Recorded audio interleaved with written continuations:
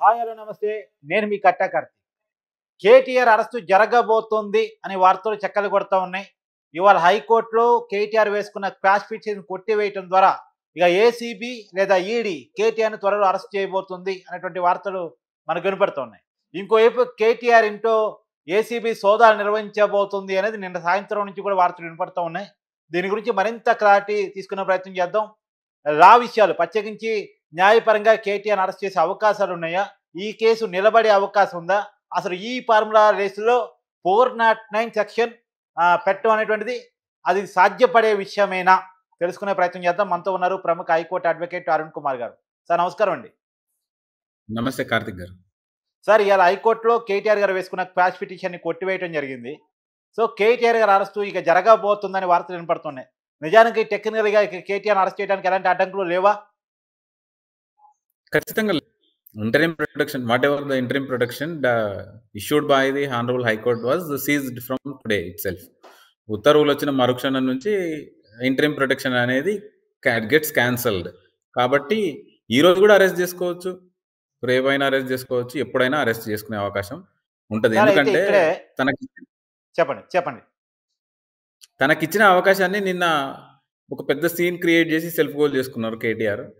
అసలు ఏసీబీ ఆఫీస్‌లోకి కదా వెళ్ళాల్సింది. వెళ్ళి ఏసీబీ అధికారులను కదా, ఐఓను కదా, ఇన్వెస్టిగేషన్ ఆఫీసర్‌ని కదా నా తరఫున నాతో పాటు ఒక అడ్వకేట్‌ను అలౌ చేయమని అడిగేది. రోడ్డు మీద ఉన్న ఒక పోలీస్ ఆయనతో మాట్లాడేసి ఆయనకి మా వాళ్ళని అలౌ చేస్తేనే నేను లోపలికొస్తా, లేకుంటే వెళ్ళిపోతా అని చెప్పడం, పలాయనం చేయడం తప్ప వేరే ఏం లేదు. అవును. వాళ్ళ డెసిషన్ మేకర్స్ కాదు కదా! అవును కరెక్టే. అదే ఆయన డెసిషన్ మేకర్‌గా ఆయనకి ఏం సంబంధం లేదు. లా అండ్ ఆర్డర్ ప్రొటెక్షన్‌లో భాగంగా ఆయన రోడ్డు మీద వచ్చి నిలబడితే అవును. ఆయనతోనే మాట్లాడుకుని అక్కడి నుంచి నేను వెళ్ళిపోతున్నా అని చెప్పి వెళ్ళిపోవడం దట్ ఈస్ ది అంటే డిస్క్రిప్షన్ కాదు ఆఫ్ సార్. కేటీఆర్. నిన్న చేసిన హంగామా వల్లే ఇలా క్వాష్ పిటిషన్ కొట్టేయబడిందా?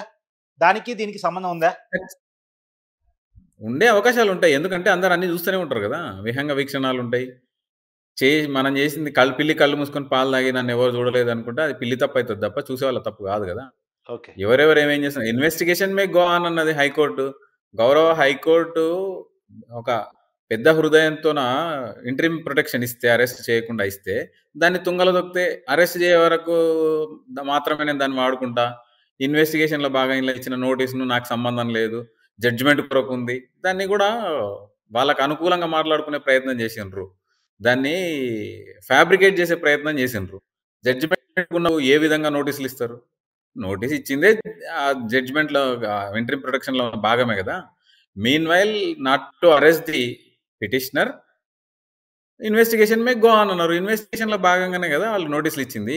మరి ఇన్వెస్టిగేషన్ హ్యాంపర్ చేసి ఇన్వెస్టిగేషన్కు సహకరించే ఉద్దేశం కేటీఆర్కి లేనప్పుడు కోర్టులు మాత్రం ఎందుకు కొనసాగిస్తాయి ఈ అరాచకాలను, అకృత్యాలను? కోర్టును గౌరవంగా కోర్టు ఉత్తర్వులను కూడా గౌరవించాల్సిందే కదా. అలా గౌరవించకుండా తనకిష్టం వచ్చింది చేస్తా అని చెప్పడం, తనకిష్టం వచ్చినట్టు అసలు ప్రమాణ స్వీకారం నుంచి కదా మనం పార్ట్ అండ్ పార్సల్గా తీసుకోవాల్సింది.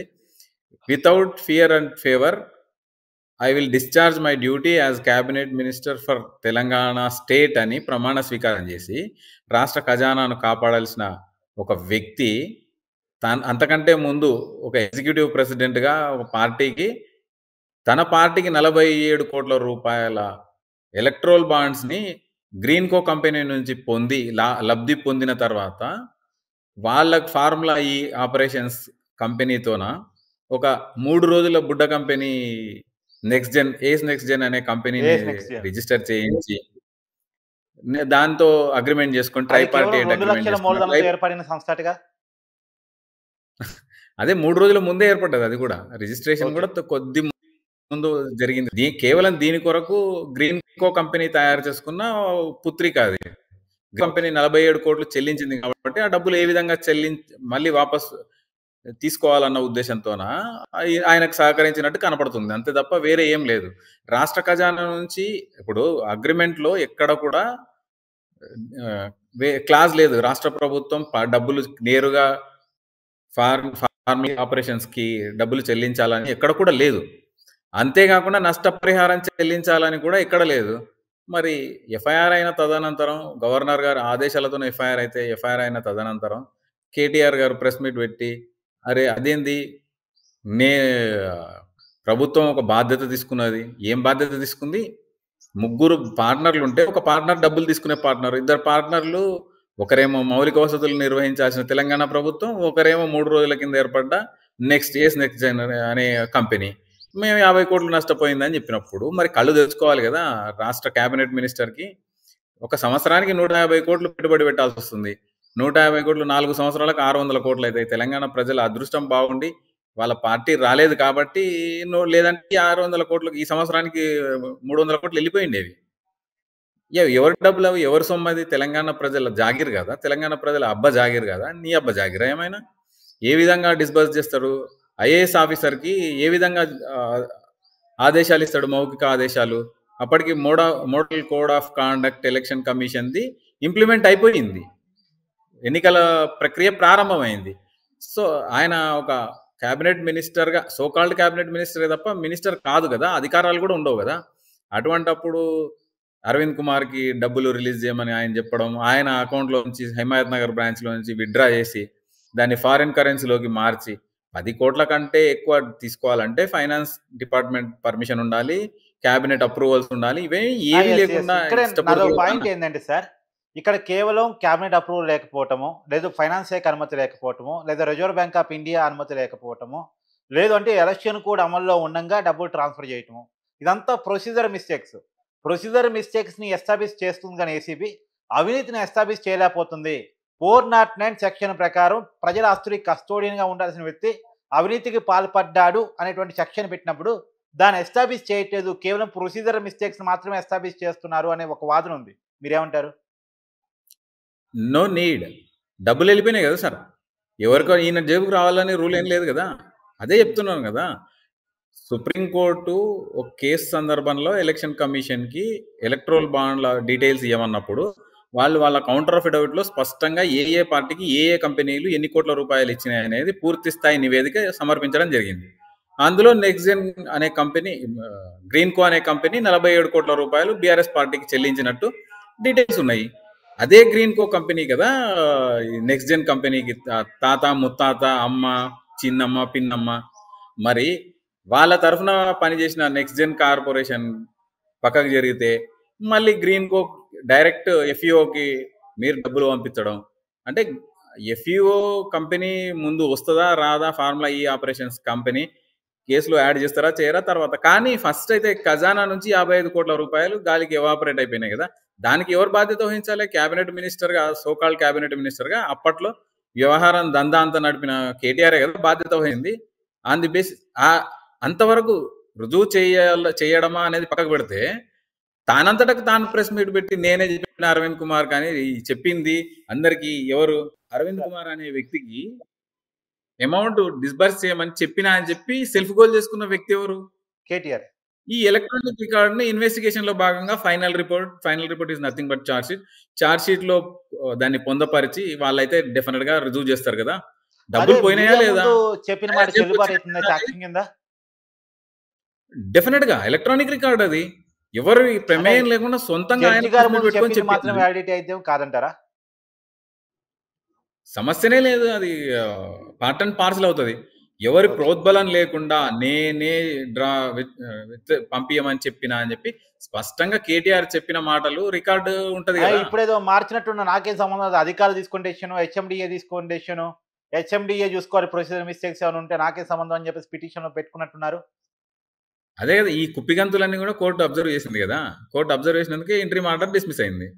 ఇంట్రీమ్ ఆర్డర్ ఇవన్నీ ఇన్వెస్టిగేషన్లో వస్తాయి. ఇది ఓన్లీ క్రిమినల్ పిటిషన్ అనేది ఒక మిస్లీనియస్ పిటిషన్. అది మిస్లీనియస్ చాలా చిన్న వ్యవహారానికి సంబంధించింది.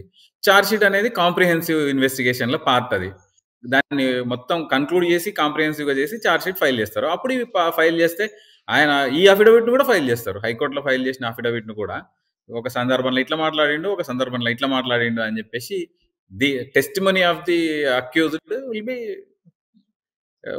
Will face the consequences. Examine చేస్తుంది కదా కోర్టు. ఈయనకు ఒక స్థిరత్వం లేదు, మారుస్తూ ఉంటాడు, వాదనలు మారుస్తూ ఉంటాడు. కోర్టు ముందు అదే చెప్పాలి. కోర్టు ముందు చెప్తే ఫిక్స్ అవుతారు కదా. అఫిడవిట్, కౌంటర్ అఫిడవిట్ ఆయన ఏదైతే ఫైల్ చేసిండో హైకోర్టులో, నాకేం సంబంధం లేదు, ప్రెసిడెంట్ లేక గవర్నమెంట్, అదంతా బ్లా బ్లా బ్లా అనేది డెఫినెట్ గా అట్లే చెప్పాలి. లేదు నేను చెప్పినా అంటే అసలు కేసే ఉండదు కదా! ఆ రోజు ఫైనల్ చేసేయమని డైరెక్షన్ కూడా ఇస్తారు. Within 5 months, within 6 months dispose the case అని హైకోర్టు ఉత్తర్వులు జారీ చేస్తది కింది కోర్టుకు. సార్ కాబట్టి ఇక్కడ అక్కడ ఒక వాదన కూడా ఉంది. తప్పించుకోవాలి కాబట్టి ఇప్పుడు ఆల్రెడీ ఏసీబీ చెప్పండి. 9వ తారీఖు వరకు 9వ తారీఖు విచారణకు హాజరు కావాలని నోటీస్ ఇచ్చి ఉంది. నిజానికి నిన్న ఏసీబీ విచారణకు హాజరు కావాలి, హాజరు కాలేదు. మళ్ళా నోటీస్ ఇచ్చారు 9వ తారీఖు హాజరు కావాలని. ఇయాల నిజానికి ఈడీ విచారణకు హాజరు కావాల్సింది కేటీఆర్. సరే 9వ తారీఖు ఏసీబీ ఆల్రెడీ నోటీస్ ఇచ్చింది కాబట్టి 9వ తారీఖు వరకు కేటీఆర్‌కి అరెస్ట్ ఉండే అవకాశం ఉండదు. నో. అవునా? There is no such chance. ఎందుకంటే అది నోటీస్ ఇష్యూ చేసింది 6వ తారీఖుకి సంబంధించిన నోటీసు. ఆయన చిన్నపాటి ఆబ్జెక్షన్ పెడితే మళ్ళీ అది 9థ్ కని ఇవ్వడం జరిగింది. దాని పూర్వాపరాలు కూడా మనం చూడాలి. అప్పుడు ఇంటరిమ్ ప్రొటెక్షన్ ఉంది. నిన్న 6వ తారీఖు నాడు వాళ్ళు సాయంత్రం ఇష్యూ చేసిన నోటీస్‌కి పార్ట్ అండ్ పార్సెల్‌గా court order, high court protection order ఉంటది. కాబట్టి డెఫినిట్‌గా వాళ్ళు అరెస్ట్ చేసే అవకాశం లేదు కాబట్టి 9థ్ అన్నారు. ఈ రోజుకి ఆయన ప్రొటెక్షన్ అనేది ఎవాపరేట్ అయిపోయింది. ఆవిరైపోయింది కదా! కోర్టు కొట్టివేసింది ఆయన పిటిషన్‌ను. ఆయనకిచ్చిన మధ్యంతర ఉత్తర్వులను రద్దు చేసింది. కాబట్టి 9థ్ దాకా ఆగాల్సిన అవసరం అయితే లేదు. ఎందుకు ఆగాలి? దేని కొరకు ఆగాలి? ఒకవేళ ప్రభాకర్ రావు కొరకు వెయిట్ చేసినట్టే చేస్తే, ఈయన కూడా ప్రైవేట్ జెట్లుంటాయి. ఏదో ఫ్లైట్ ఎక్కి అమెరికాకి వెళ్ళిపోవడం, పాకిస్తాన్‌కి వెళ్ళిపోవడం, బంగ్లాదేశ్‌లో సెటిల్ కావడం అదే ఏదో కేటీఆర్ వెళ్తాడా? జరిగిందంటే ఎందుకు వెళ్ళకూడదు సార్? కేసు ఎదుర్కోవడంలో భాగంగా అక్కడ పోతే అంటే ఇప్పుడు ప్రభాకర్ రావు వేరు, కేటీఆర్ వేరు కదా జైలుకి సార్. ఈయన పార్టీ వర్కింగ్ ప్రెసిడెంట్‌గా ఉన్నాడు, ఎమ్మెల్యేగా ఉన్నాడు. కాదు సార్. ఇప్పుడు కేస్ ఆయన పోయి యోగా చేసుకోవాలి, స్లిమ్‌గా తయారు కావాలంటే ఆ షెడ్యూల్‌ను ఫాలో కావాలి. అదే బంగ్లాదేశ్‌కో, పాకిస్తాన్‌కో, అమెరికాకో వెళ్తే ఆయన ఇష్టపూర్తిగా చేసుకోవచ్చు కదా! యోగా చేసుకోవచ్చు. లేకపోతే రన్నింగ్ కోవచ్చు, వాకింగ్ కోవచ్చు. జైల్‌లో ఈ సవలతులు ఉండవు కదా! మరి ఆయన సహకరించే ఉద్దేశం ఉంటే నిన్ననే స్ట్రెయిట్‌గా ఏసీబీ ఆఫీస్‌లోకి పోవాలి. ఎరీనాలోకి ఎంటర్ కావాలి. ఇన్వెస్టిగేటింగ్ ఆఫీసర్‌ని టచ్ చేయాలి. ఆయనని కలవాలి. నేను నా అడ్వకేట్‌తో పాటు నేను చేసుకుంటా అని చెప్పాలి. నన్ను అలౌ చేయండి నా అడ్వకేట్‌ని. నేను ఆయన సలహాలతో పాటు మీకు ఆన్సర్‌లు చేస్తా అని చెప్పాలి కదా! ఎవరు అవును. రోడ్డు మీద ఉన్న ఆఫీసర్‌ని పట్టుకొని తన ఇష్టం వచ్చినట్టు వ్యవహారం నడిపితే కోర్టులేవి చూస్తూ ఊరుకోవు కదా! సార్ ఇక్కడ 2 వాదనలు వినపడుతున్నాయి. అసలు కేటీఆర్ అనుకుంటున్నాడని. ఏది? ఒకటి క్వాష్ కావటం ద్వారా పూర్తిగా కేసు వెళ్ళిపోవటం. లేదు కేసు ఉండే కాడికైతే ఖచ్చితంగా అరెస్ట్ అయితే సానుభూతొస్తది. పొలిటికల్ సానుభూతొస్తది కాబట్టి ఖచ్చితంగా అరెస్ట్ కావటం. అయితే కేసు పూర్తిగా ఎత్తివేయటం కోసం క్యాష్ కావాలి. లేదు కేసు నడిసే కాడికైతే అరెస్ట్ కావాలి అని అనుకుంటున్నట్టు తెలుస్తా ఉంది. దీని మీద మీ అభిప్రాయం? డెఫినెట్‌గా రెస్ట్ అనేది డిస్క్రిషన్ ఆఫ్ ది ఐఓ. మీరు నేను చెప్తే చేయరు వాళ్ళు. నేను అహా! చెప్పిన కేటీఆరే కేటీఆర్ అరెస్ట్ చెప్పినా చెయ్యరు. కావాలనుకుంటున్నాడు అనేది. ఆయనే కావాలనుకుంటున్నాడని. ఎగ్జాక్ట్ నేను అదే అంటున్నా. మీరు నేను కోరుకుంటే అరెస్ట్ జరగదు. కేటీఆర్ కోరుకున్నా అరెస్ట్ జరగదు. That is the interest of the future of the case. Particular investigating officer feel కావాలా. ఈయన వెళ్ళిపోతాడు. వెళ్ళిపోతే మళ్ళీ నాకు హ్యాంపర్ అవుతుంది. ఇన్వెస్టిగేషన్ జరిగే అవకాశాలు లేవు. మృగ్యం అవుతుంది కాబట్టి I'm seeking the custody of the accused అని చెప్పి ఆయన తీసుకుపోయి జ్యుడిషియల్ కస్టడీకి మ్యాజిస్ట్రేట్ ముందు పెట్టాల్సి ఉంటుంది. మీన్ టైం ఎంక్వైరీ చేసుకోవచ్చు. లేదు మళ్ళీ కస్టడీ పిటిషన్ ఫైల్ చేసి మళ్ళీ కస్టడీకి అడిగి మళ్ళీ ఎంక్వైరీ చేసుకోవచ్చు. అది కేటీఆర్ ఇష్టాయిష్టాల మీద అయితే అనేది మాత్రం వాస్తవం.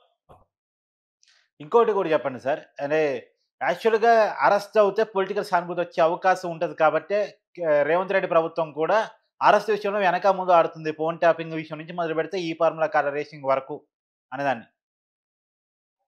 ఈ వాదనను తీసుకొచ్చి తాను పారిపోయే ప్రయత్నం చేస్తున్నారు తప్ప అంతకు మించి వేరే ఏం లేదు. ఎందుకంటే దేశాలకు దీన్ని వాడుకునే పరిస్థితి లేదు కాబట్టి డెఫినెట్‌గా ఆ అవకాశం లేదు.